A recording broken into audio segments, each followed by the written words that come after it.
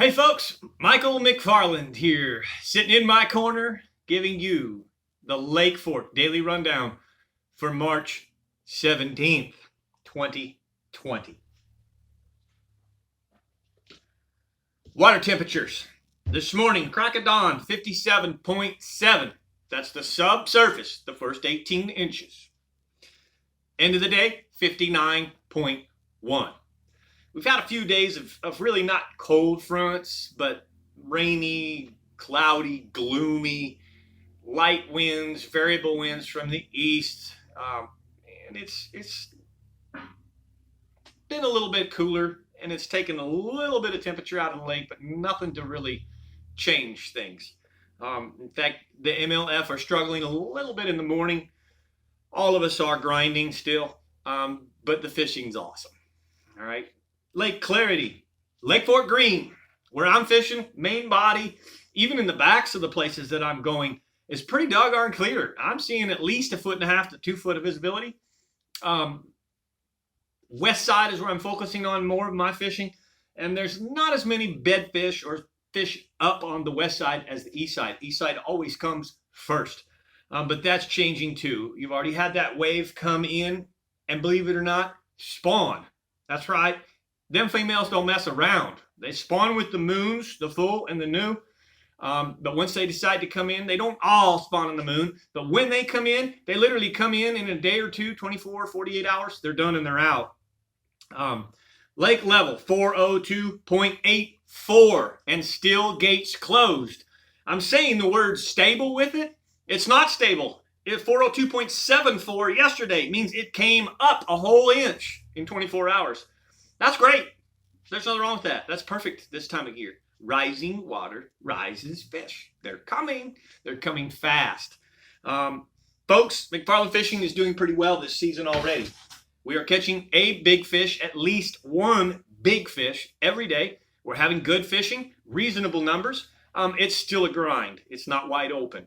Once again this morning, father and son trip. Dad didn't waste any time catching a giant post spawn. About 7.5 pounds, tired, beat up, one eye blind. But it was a female that had already come in, dumped her eggs. She came from the exact same place that yesterday's 8-pound female came from. And it's a shallow shell bed adjacent to spawning flats, spawning grounds, where they had now funneled back out, and we're looking for food. We're catching the big fish on the Santone 3/4 ounce football jig, Pake's Perch.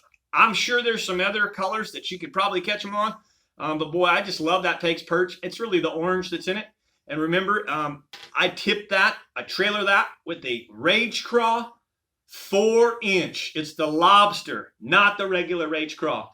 That makes a big difference. It allows me to not have to trim my skirt. I still square up the skirt, but I don't have to trim that skirt. Keeps me a big, bulky body, and then the 4-inch profile, which makes a difference.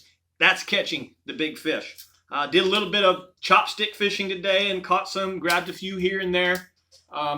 Really no reaction bite for me. I'm not seeing a chatterbait bite or a square bill bite or any of that yet, but it's coming. The shad are coming. When I graph offshore, as of like last week, I could take you way out into what I call no man's land and show you all the bait suspending and in the trees and just, gosh, everywhere.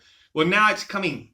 If I make a quick analogy, if last week it was 100 yards offshore, today it's 100 feet offshore. It's almost reaching those plateaus where they start to rise and they come up on those outside legs of the mouths of the creeks. It's piling up in the mouths of the creeks. It's coming. All the bait is migrating. As it comes up and in from the deep depths of the creek, it's game time, lake-wide, front to back, back to front. The shad spawn will be happening. We still have a lot of bass spawn to go. So I'm kind of rushing you on that. The shad spawn's probably not going to be here until April, a couple weeks. But in Texas, it happens fast. Our water can warm up extremely fast. It doesn't take 2, 3, 4 weeks like it can in other places up north or the West Coast. So I wanted to put that in your ear. I'm already seeing the blue herons line up in the places where the shad spawn. They're looking for it. They're expecting it. Lake Fork is healthy.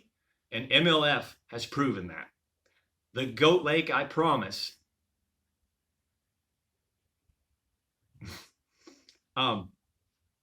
Great times right here, guys. I'm stumbling here a little bit. Tired. That's the rundown. If you ever have any questions or have any ideas for a lesson or whatnot in my corner, text me, private message me, send it in the comments. If you're enjoying these, please remember to give me a thumbs up. Give me a like every now and then. That helps a lot. Tell your friends about me. Subscribe. Also look for me on the Facebook page, which is Lake Fork Adventures Guide Service. And look for me on Instagram, The Lake Fork Guide. Other than that, that is the rundown. McFarland's Lake Fork Daily Rundown for March 17th. Thanks for watching.